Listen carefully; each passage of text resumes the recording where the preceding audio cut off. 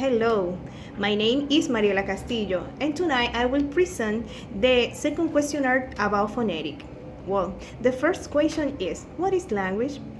A language is a system of communication consisting of sound, words, and grammar used by people in a particular region or country in a way that can be understood.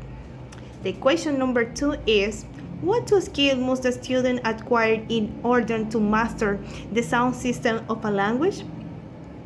Well, he must be able to recognize the sounds when he hears them, distinguishing them from similar sounds, and he must be able to reproduce them satisfactorily himself. Well, the question number 3 is, what is phonetic? It's the study of human sound in general without reference to their systemic role in a specific language. Phonetic is divided into 3 types according to the production, and it is articulatory phonetic, acoustic phonetic, and auditive phonetic. Well, the question number 4 is, what is acoustic phonetic? It's a subfield of phonetic that looks at the waves involved in speech sound and how they are interpreted by the humans. The question number 5 is, what is articulatory phonetic? It's one of the major subfields of phonetic. This one looks at how the sounds are produced by the human vocal apparatus. Well, question number 6 is, what is phonology? This is the functional classification of the sound of a particular language. It is the system of sound by means of which meaning are differentiated in a language. The phonology studies the abstract side of the sound of language, how the phonemes function in a language, and the relationship among the different phonemes. The question number 7 is, what is a phoneme? This is the smallest unit of language with the distinguished meaning. It is the organizational unit of phonology. When we speak, we produce a continuous stream of sound. In studying speech, we divide this stream into small pieces that we call segments. These segments or units are called phonemes. The phonemes are abstract.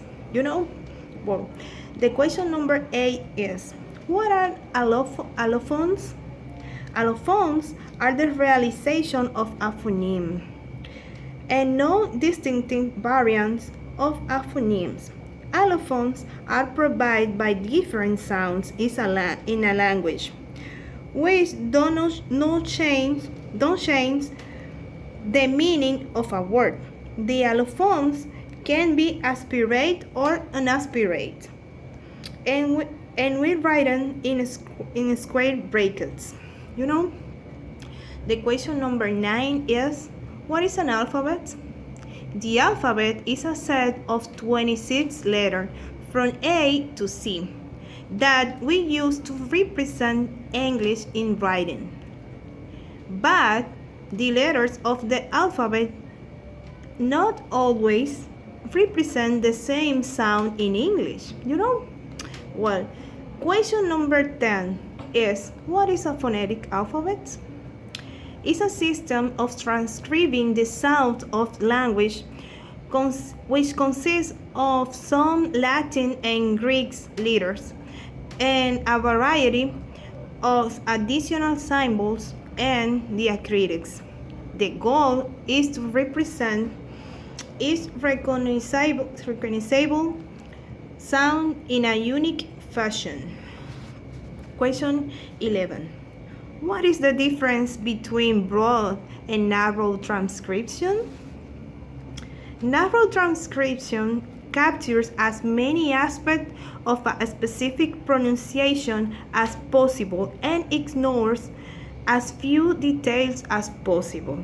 but the broad transcription or phonemic transcription ignores as many details as possible, capturing only enough aspects of pronunciation. Question number 12. What is the speech produced? The various organs which are involved in the production of speech sound are called speech organs. They include the lungs, the vocal cord, and most importantly, the articulators. Question 13. What provides the airflow to support the speech? The lungs. The lungs provide the energy source for the airflow. They are the spongy respiratory organs situated inside the rib cage. They expand and contract as we breathe. So, the question 14 is, what is the larynx? The larynx is colloquially known as a voice box. It is a box-like small structure situated in the front of the throat, where there is a protuberance. For this reason, it's popularly called the Adam's apples. We have the Adam apples here, just here, right here. This casing is formed of cartilages and muscles, and it protects as well as house of trachea and the vocal folds, all cords. What are the vocal folds? The vocal folds, all cords, are like a pair of lips placed horizontally from front to back. They are joined in the front but can be separated at the back. The question number 16 is, what is the difference between voiced and voiceless sound? When the vocal cords are spread apart, the air from the lungs passes between them unimpeded. Sounds produced in this way are described as voiceless because there isn't vibration, So when the vocal cords are drawn together, the air from the lungs repeatedly pushes them apart and it passes through, creating a vibration. The sounds produced in this way are described as voiced sound. So the question number 17 is, what is the glottis? The glottis is the opening between the vocal folds. The glottis is considered to be open state when the folds are apart. And when the folds are pressed together, the glottis is considered to be closed. Question number 18. What is the principal source of modification of the airstream is sown from the larynx? The principal source of such modification is the tongue. Yes, the tongue. But almost all the part of the throat and lower head that are accessible to airstream can take part. Question number 19. How can we divide parts of the throat and the lower head that are accessible to the airstream? We can divide this part into 3 groups. Number 1 is resonating cavity or vocal tract. Number 2 is the articulators. And number 3 is points of articulators. So, question number 20 is, how are the air passage above into the larynx known? The air passage above the larynx are known as the vocal tract or resonating cavity. This may divide into the oral cavity and the nasal cavity. The oral cavity is the mouth, and the nasal cavity is the nose, and the pharyngeal cavity is the throat. Question number 21st. What is the pharynx or the pharyngeal cavity? It's the space formed by the root of the tongue and the walls of the throat and affect the sound by its shape. Question 22 is, what is the function of the epiglottis?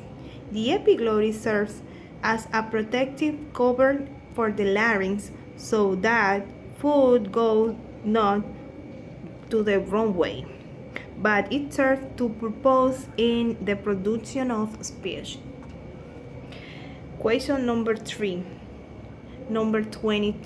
excuse me. What is the greatest source of modification of the airstream? The oral cavity is the greatest.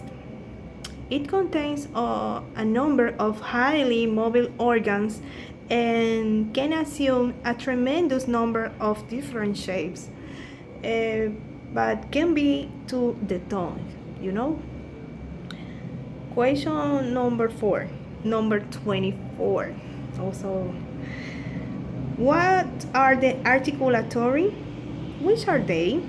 The articulators are the part of the oral tract that can be moved and brought close to into contact with the various locations in the speech tract. They are lips, especially lower one, the tongue, and the uvula. Well, the question number 25 is, how is the tongue divided?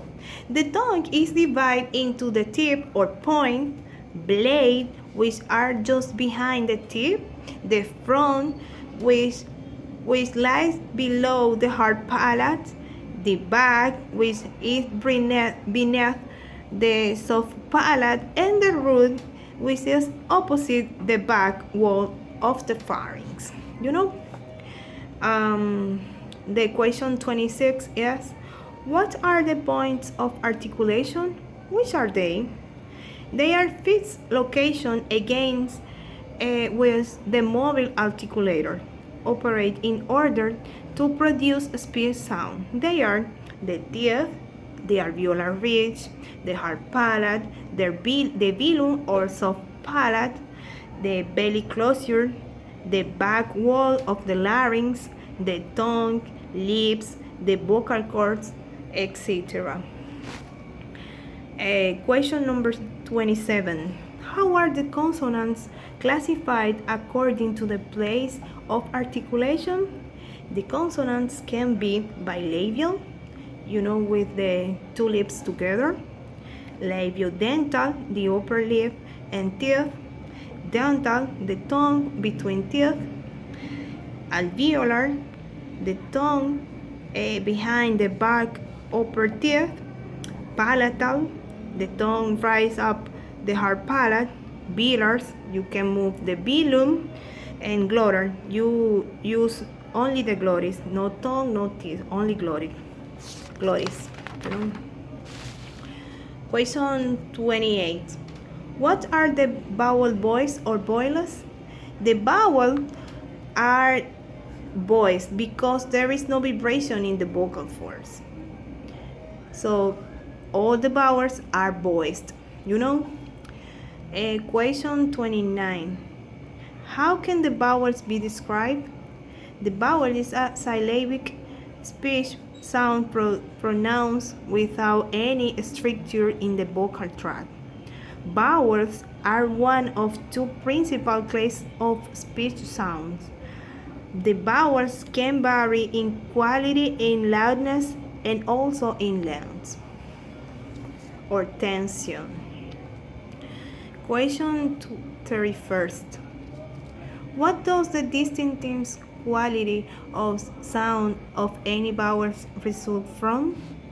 The distinctive quality of sound of any vowel is the general shape given to the mouth and throat during its production.